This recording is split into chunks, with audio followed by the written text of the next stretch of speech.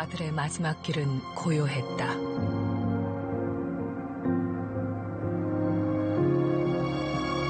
보내는 이들 역시 말이 없었다. 성우준. 아들은 40이 넘어 계약직 집배원이 됐다. 신발이 많을 새가 없이, 옷이 많을 새가 없이 그렇게 했어요. 그래도 오토바이 타고 그냥 마을에 나가면은 그 마을에 막 새소리고 계곡이고 이런 것을 보면은 스트레스가 싹 풀린다고 그랬어요.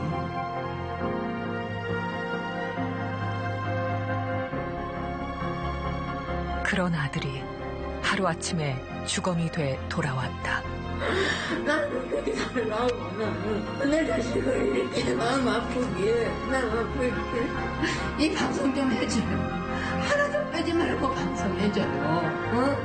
내 아들은 이렇게 죽었어요. 내 아들은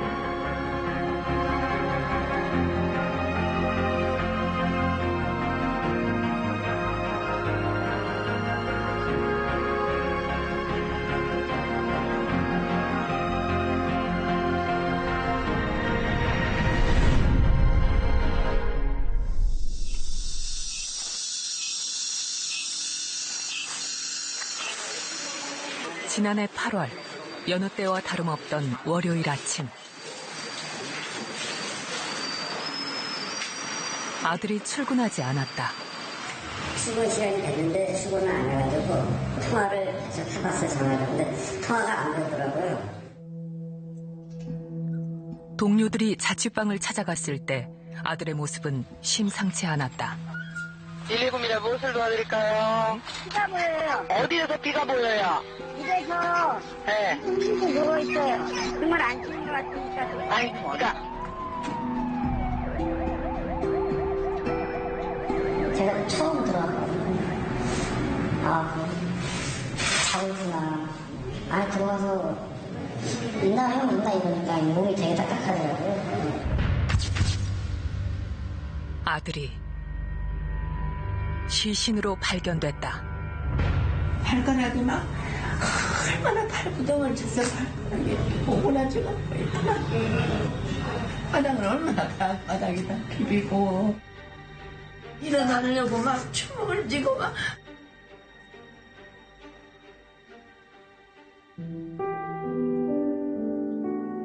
장볼거리를 적어 벽에 붙여놓은 메모지. 출근 전 먹으려던 아침 식사는 냉장고에 그대로 남아있었다. 갑작스런 죽음이었다. 아침에 일어나고 바쁘니까 이렇게 해놨더라고. 찌개 끓여 먹으라고. 그렇게 해놨는데 그것도 못해 먹고 그냥 갔는데. 집배원이 되기 전 아들은 운동 강사로 일했을 만큼 건강했다. 우리 애가 참 건강했습니다. 왜냐면 또 학교도 체대를 나왔거든요. 참 운동을 너무 좋아해서 늘 운동을 하고 살았어요. 헬스를.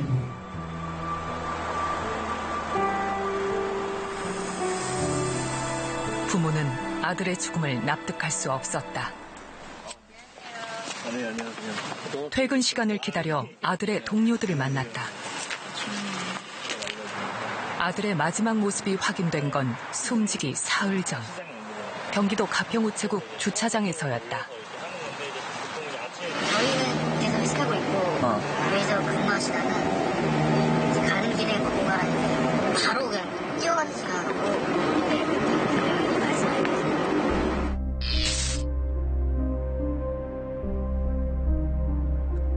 아들은 회식에 참석하지 않고 퇴근했다. 유난히 그날따라 금요일날은 너무 그 흘림을 지나쳐서 막 땀이 쩔은 그런 모습도 제가 봤고 많이 힘들었죠. 새로운 구역을 나가니까 아무래도 이 구역에 대해서 막 이제 배워야 되고. 일요일 오전 아들은 마트에서 장을 본 후 약국에서 5만 5천 원을 결제했다. 아들의 마지막 행적이었다. 애를 40세 이상까지 내가 내뿜면서 내가 키우다가 이런 일을 당했는데 어떤 부모가 그것을 그냥 죽었나 보다 이렇게 생각하고 말 그런 부모가 어디 있겠어요. 무슨 이유인 줄 알아야 될 거 아니에요.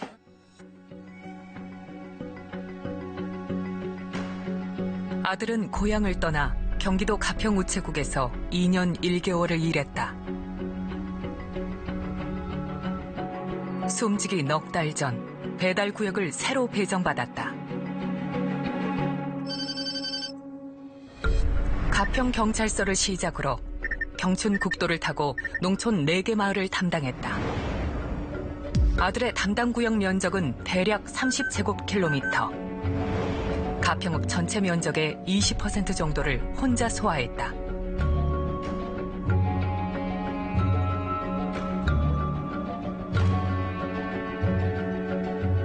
도시와 비교해 농촌은 물량이 적은 대신 배달 구역이 넓다.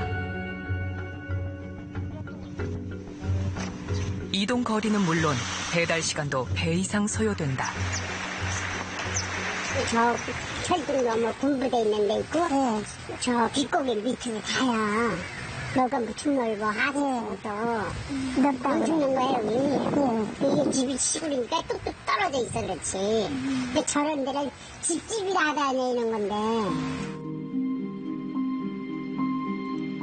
넉 달 동안 아들의 월 평균 배달 거리는 1,500여 킬로미터. 오토바이로 서울, 부산을 2번 왕복하는 거리였다.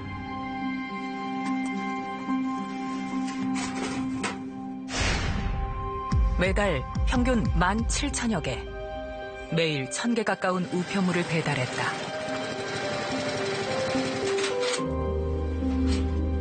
본인이 소화해내기 배달 업무를 충실하게 하기가 너무 부담감이 많을 정도의 우편물을 받는다.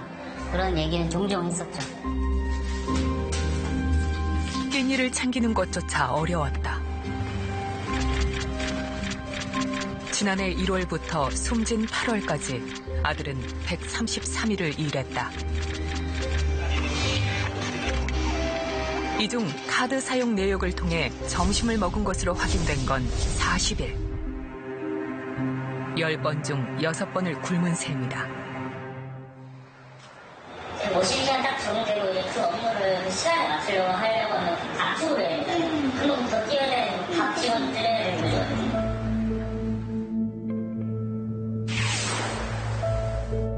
우체국에서 준 아들의 근무 기록이다. 오전 8시에서 오후 5시.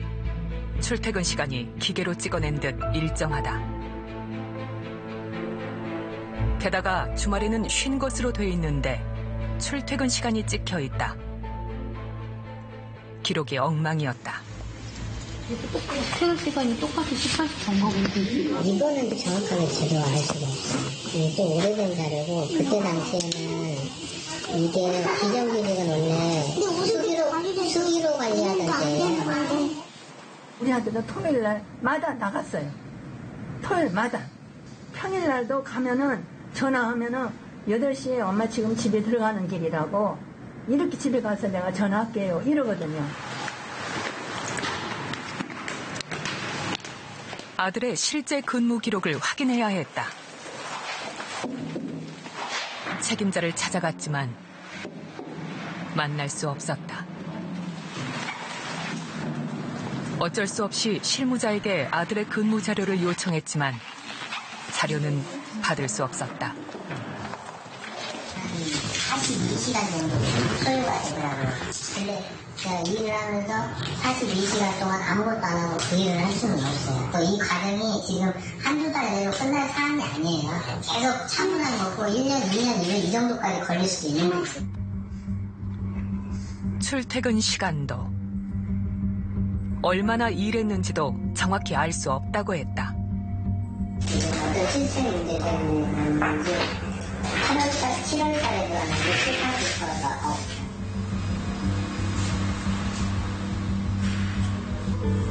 주말 출퇴근 CCTV 영상도 요청했지만 고장나 복구 중이라고 했다.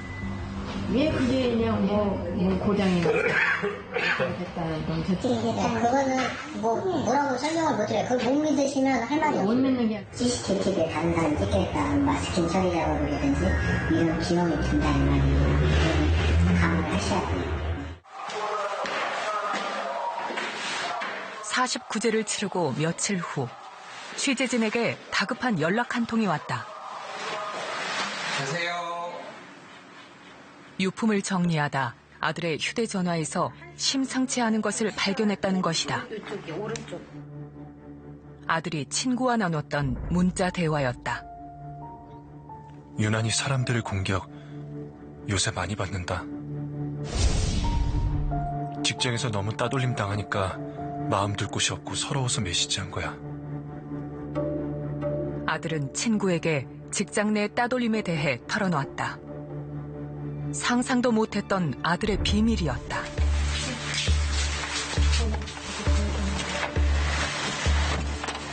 아들에게 무슨 일이 있었는지 확인해야 했다.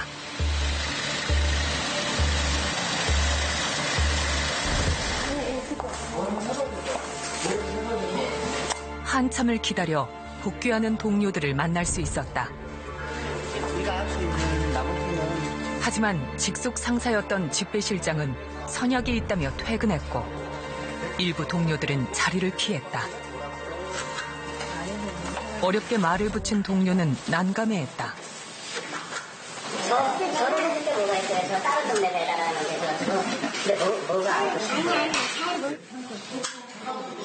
아들의 물건이라도 챙겨가고 싶었지만 어디 있는지 확인조차 할 수 없었다.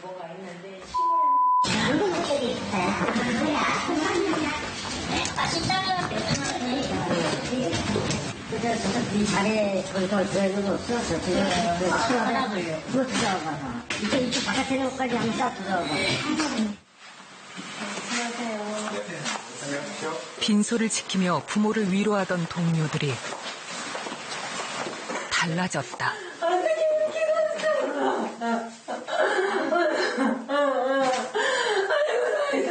이게 뭐야?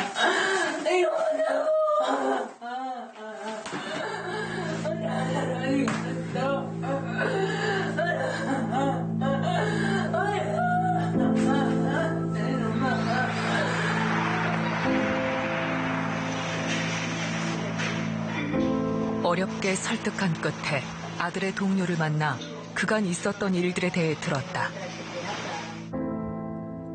갈등의 시작은 아들의 일 처리 방식 때문이었다. 재방문지가 많았다고 들었어요. 근데 한마디로 이렇게 갖다가 없으면 붙여놓고 이러고 그러면은 다음날 또 가야 되게 하루는 뭐 20개, 그러면 다음날은 40개. 그럼 우리 오빠는 방법이 좀 틀렸다는 얘기인가? 그 재방문을 하는 게 맞는 거예요. 원래 필요만 맞는 거예요. 동네이 짧다 보니까 보이질 않는 거예요.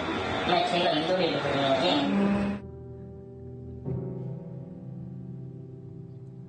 원칙을 지키려다 보니 쏟아지는 물량을 감당하기 어려웠다. 아들은 상사에게 구역을 조정해달라고 했다. 일부 동료들은 그런 아들을 거세게 비난했다. 부장님이랑 다 있는데 하나만 빼주라고 했더니 난리가 난 거예요. 주변에서 막 욕을 하면서 아예 뭐 다 빼달라고 그러지 그러냐고.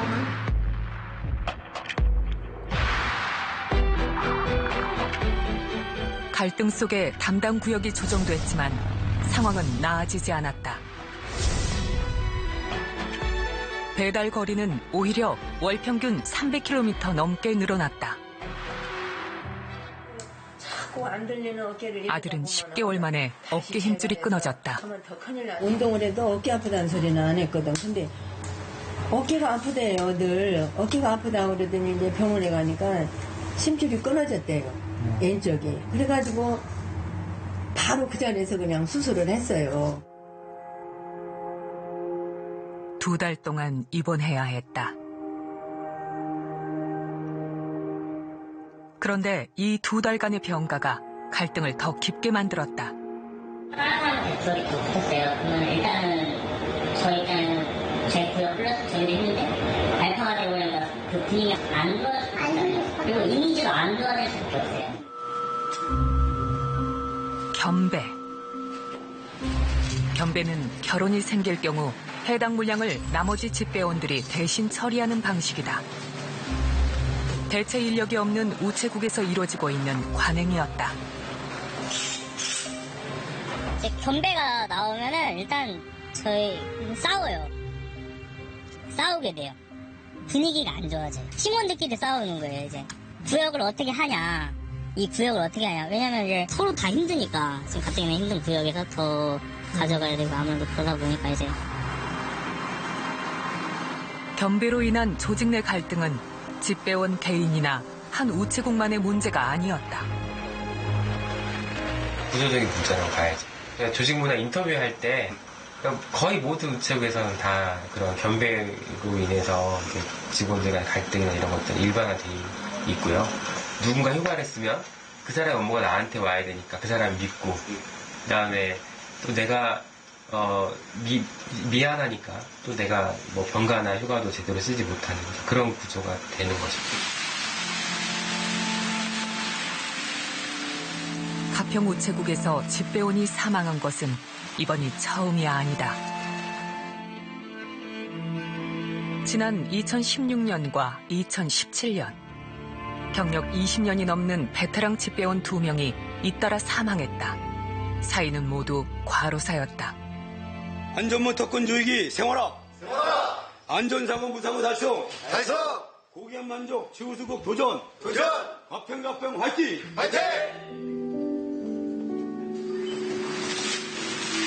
아들은 숨진 선배 집배원을 대신해 가평 우체국에 입사했다.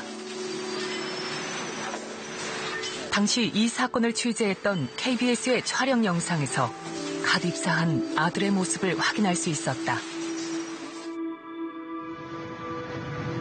그리고 1년 만에 아들은 이곳에서 일하다 숨진 3번째 집배원이 됐다.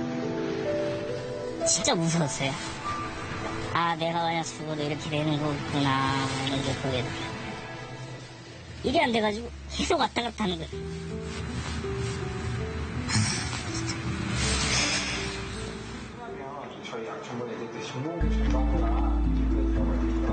KBS 탐사보도부는 아들의 2년 1개월간의 노동 실태를 추적하기로 했다.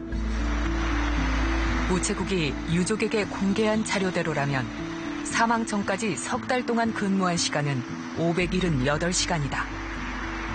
52시간을 너무 수고더라고.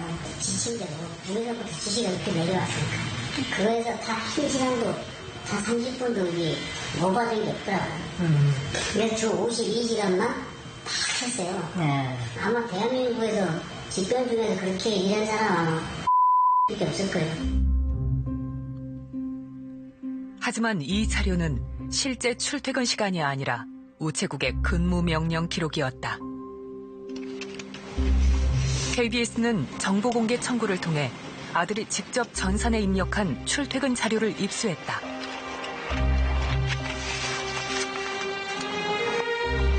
아들은 우체국이 공개한 자료보다 수십 시간 더 근무한 것으로 확인됐다. 아침에 엄청 빨리 왔어요. 그러니까 그 중에 편지를 출근 시간 전으로 땡긴 거예요. 미리 2시간, 1시간, 2시간 정도 보내치는 거예요.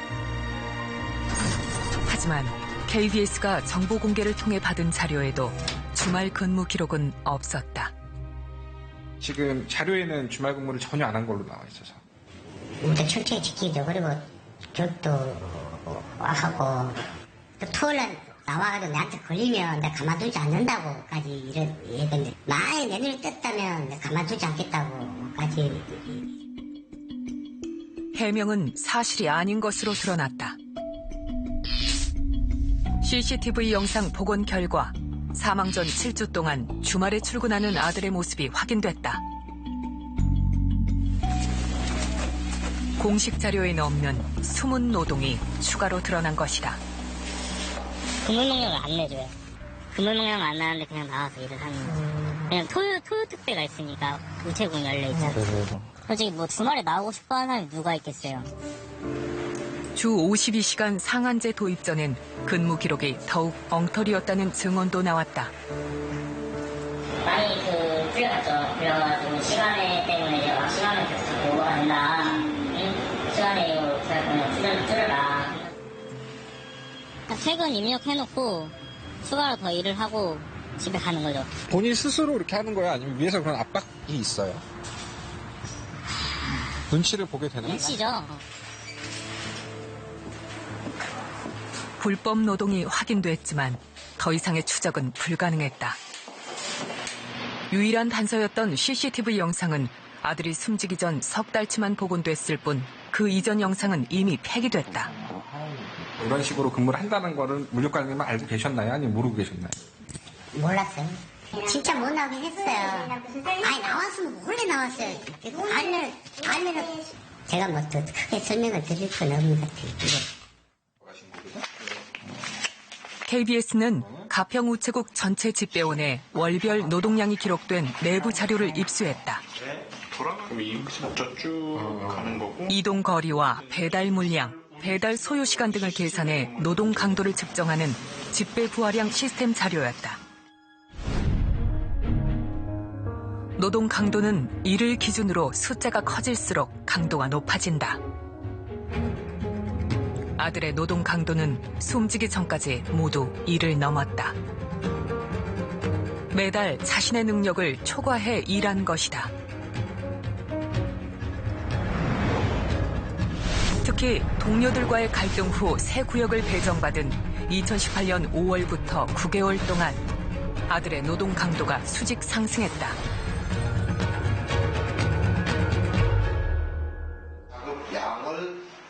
같은 기간 아들의 노동 강도는 가평우체국 전체 집배원 중 가장 높았다.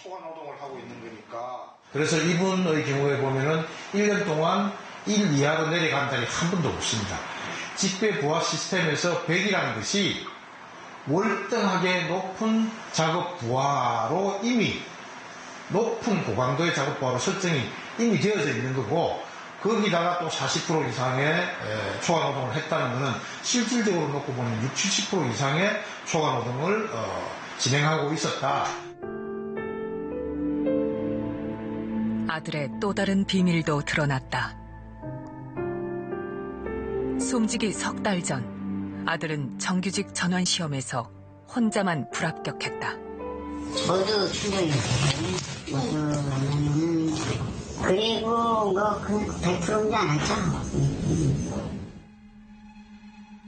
6개월 간 넘은 애들은 다 붙여줬는데 그 힘든 생활을 2년 넘게 가까이 한 친구를 그런 일 때문에 커트시키 나은 게.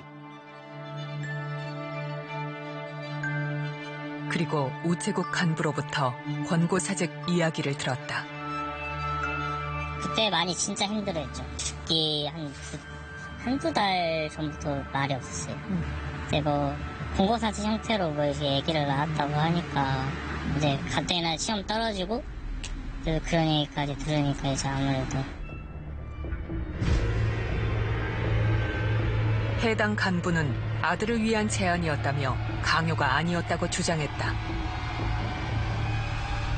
능력이라 뭐 다른 걸 봐서 조금은 좀 그런 면이 있어요. 그리고 다시만 느낀 건 아닐 거예요. 사표란 말은 그런 표현이 전혀 없었고요. 진짜 생각해서. 아들은 퇴사를 권고받았지만 우체국에서 끝까지 일하고 싶었다. 그리고 한 달 뒤 아들은 숨졌다. 근로자의 고용 불안이나 그리고 계속 근무를 할 수 있을 거라는 기대감이 어느 정도 있었을 것인데 그게 정면으로 조금 부정되는 그런 기분을 들었을 것이고 심적인 부담이 충분히 됐을 것이라고 생각을 합니다.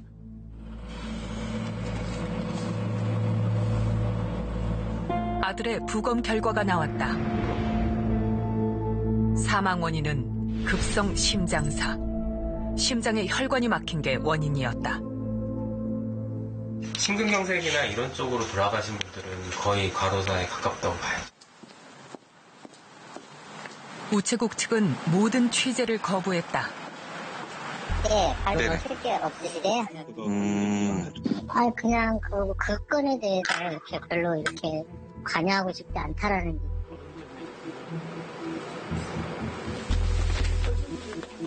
환자분 저희는 대화를 안 하고 싶습니다. 저희가 할 수 있는 건 않기 때문에. 제가 제 업무를 해야 돼서도. 아니, 물론, 네, 물론 그런 줄 알아요. 네. 실제 이제 제가. 아니, 내가 지금 일을 해야 돼요. 그렇다고 제가 좀 다시 있어야 돼요? 그건 무례하죠. 무례한 게 아니죠. 무례하죠.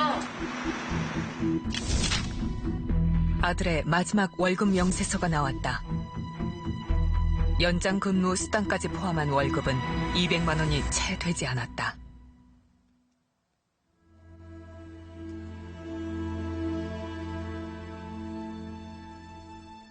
오토바이를 타고 매일 오갔을 이 길.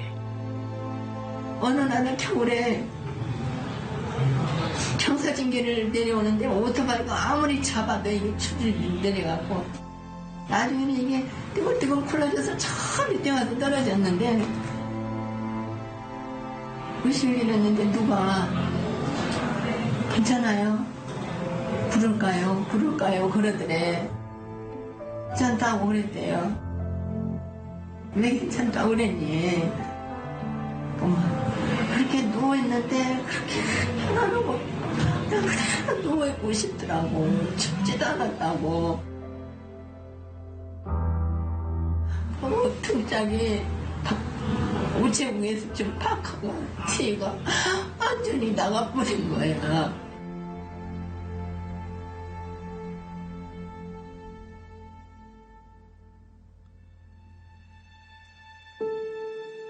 세 번째 계속된 죽음. 노 부부는 아들이 죽어야만 했던 이유를 밝히기 위해 오늘도 우체국으로 향한다.